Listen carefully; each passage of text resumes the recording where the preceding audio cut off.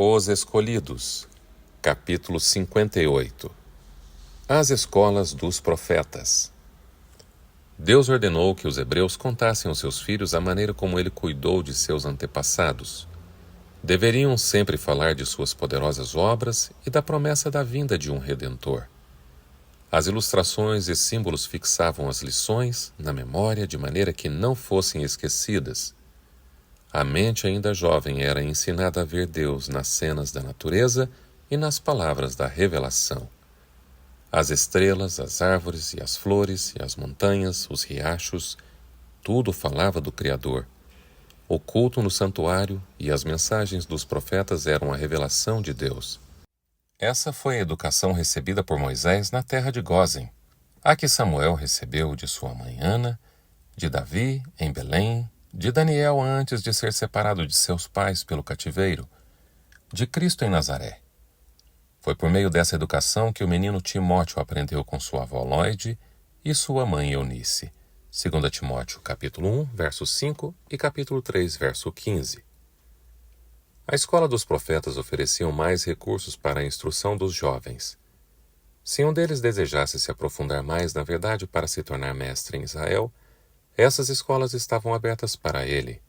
Samuel fundou as escolas dos profetas para servir de barreira contra a corrupção que se espalhava por toda a parte, proporcionar bem-estar moral e espiritual aos jovens e promover a prosperidade da nação com líderes e conselheiros qualificados. Ele reuniu jovens que eram consagrados, inteligentes e estudiosos. Esses eram chamados de filhos dos profetas. Os instrutores possuíam grande conhecimento das verdades divinas e muitos deles tinham desfrutado a comunhão com Deus e recebido o seu Espírito. Nos dias de Samuel existiam duas dessas escolas, em Ramá e em Kiriat Jearim. As outras foram fundadas algum tempo depois. Os alunos se mantinham cultivando o solo ou fazendo algum trabalho manual. Em Israel, era considerado um crime permitir que as crianças crescessem sem conhecer a importância do trabalho útil.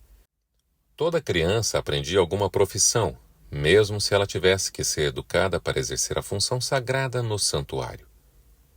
Muitos mestres religiosos se mantinham com um trabalho manual. Muito tempo depois, no tempo dos apóstolos, Paulo e Áquila também ganharam sustento fazendo tendas. A lei de Deus, a história sagrada, a música sagrada e a poesia eram as principais matérias estudadas nessas escolas. O método de ensino era diferente do que é ensinado hoje nas escolas de teologia, onde muitos alunos se formam conhecendo menos sobre Deus e as verdades religiosas do que quando entram. Nessas escolas, o objetivo de todo estudo era aprender sobre a vontade de Deus e o dever do homem para com ele. Na história sagrada, os alunos seguiam as pegadas de Deus.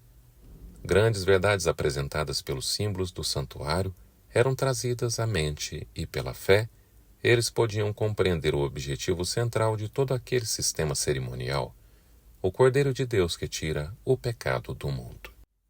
Os alunos eram ensinados não somente a orar, mas também a se aproximar de seu Criador, ter fé nele e entender e obedecer aos ensinos de seu Espírito.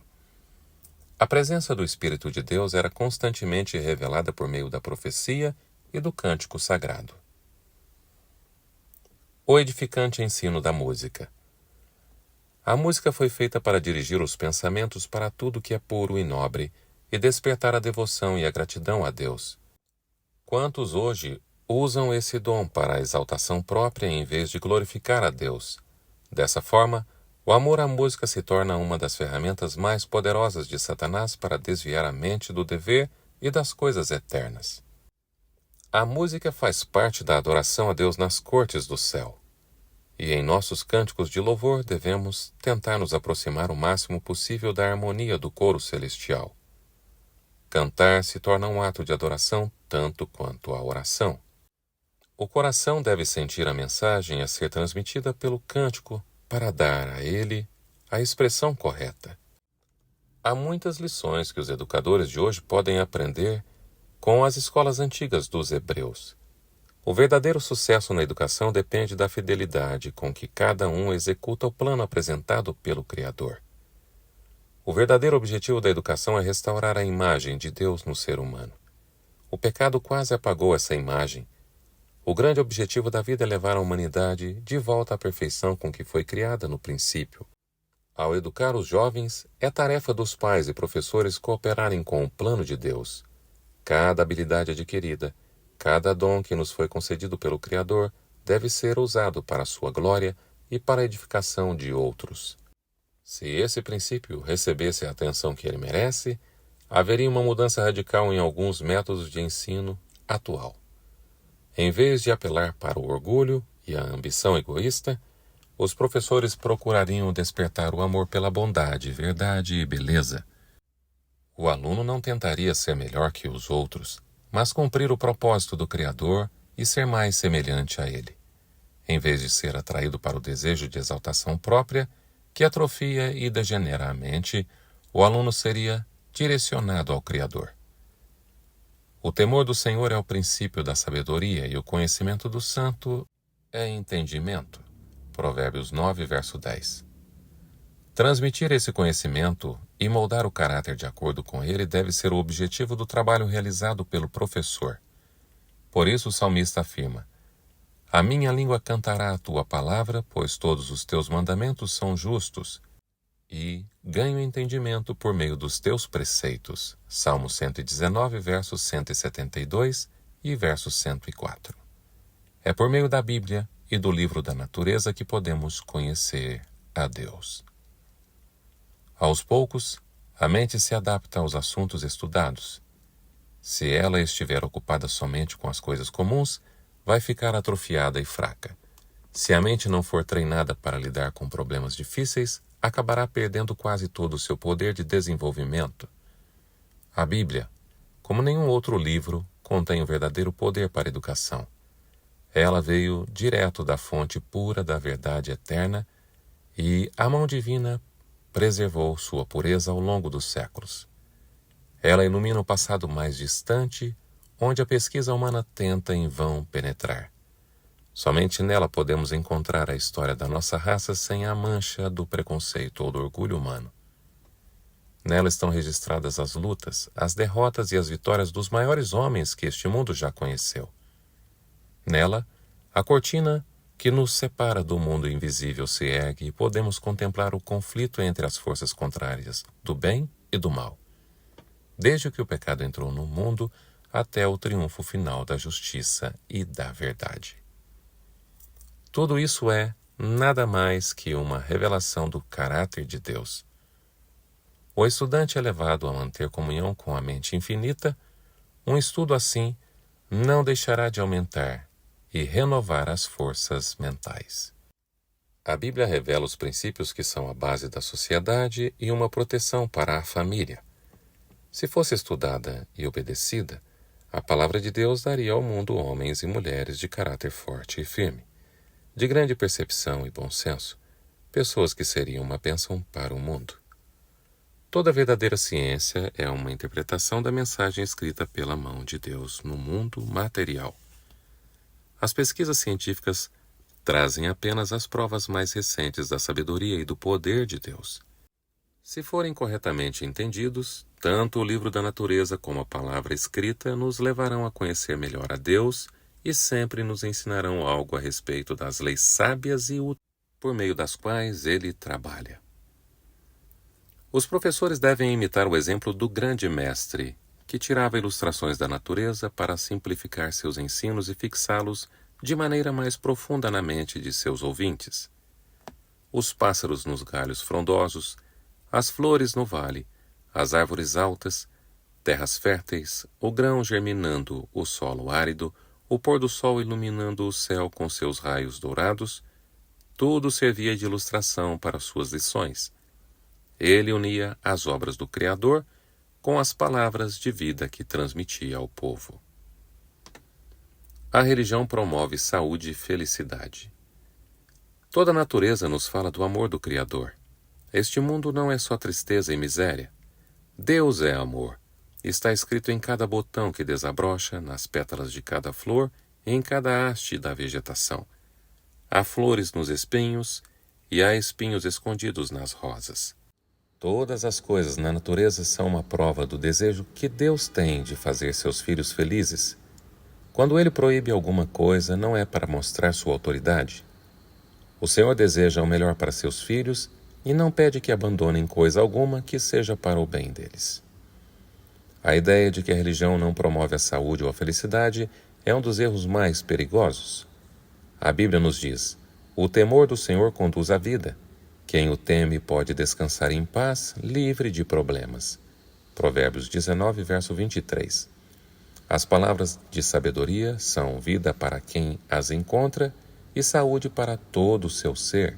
Provérbios 4, 22. A verdadeira religião nos leva a viver em harmonia com as leis de Deus, física, mental e moral. Ela nos ensina o domínio próprio, a serenidade e a temperança. A religião enobrece a mente, refina o gosto e santifica a capacidade de julgamento. A fé no amor de Deus e a confiança de que Ele dirige todas as coisas alivia a carga gerada pela ansiedade e pelos cuidados da vida. Enche o coração de alegria e de felicidade, não importando se a pessoa é rica ou pobre. A religião colabora para promover a saúde, prolongar a vida e aumentar a alegria que desfrutamos em todas as suas bênçãos. Ela abre diante de nós uma fonte de felicidade que nunca se acaba. Não há alegria verdadeira que possa ser encontrada no caminho proibido por aquele que sabe o que é melhor para nós. Podemos aprender muito ao estudar tanto a educação física como a religiosa que era praticada nas escolas dos hebreus. Há uma íntima relação entre a mente e o corpo. Para alcançar um padrão moral e intelectual elevado, devemos obedecer às leis que governam o nosso corpo físico. Assim como foi nos dias do povo de Israel, hoje também todo jovem deve aprender a se dedicar a alguma forma de trabalho manual. Moços e moças deveriam aprender a trabalhar mesmo se eles tivessem a certeza de que nunca necessitariam recorrer ao trabalho manual para se sustentarem. Sem o exercício físico, ninguém pode ter boa saúde. A disciplina de um trabalho realizado regularmente é essencial para manter a mente ativa e forte, como também um caráter nobre. Todo estudante deveria dedicar uma parte de cada dia para realizar um trabalho físico. Isso protegeria os jovens de muitos males e práticas degradantes que normalmente são o resultado de viver na preguiça sem ter o que fazer. E essa é uma atitude que está de acordo com o objetivo principal da educação. Se os jovens pudessem sentir a bondade e o amor que o Pai do céu tem por eles, a dignidade e honra que deseja lhes conceder, a ponto de se tornarem filhos e filhas de Deus, milhares se afastariam decididamente dos objetivos egoístas e dos prazeres que atraíram a sua atenção até o momento. Eles aprenderiam a odiar o pecado, não para receber uma recompensa ou por medo do castigo, mas pelo sentimento de ser algo verdadeiramente mau. Deus não pede aos jovens que deixem de ter suas aspirações. Por sua graça, devem estabelecer seus alvos bem mais elevados do que os meros interesses terrenos e egoístas. Tão alto quanto o céu é mais alto que a terra. A educação iniciada nesta vida continuará na vida futura. Olho nenhum viu, ouvido nenhum ouviu, mente nenhuma imaginou o que Deus preparou para aqueles que o amam. 1 Coríntios 2, verso 9. Na vida futura, seremos completamente felizes e abençoados. Somente a eternidade pode revelar o futuro glorioso que homens e mulheres restaurados à imagem de Deus podem alcançar. O fim do capítulo 58.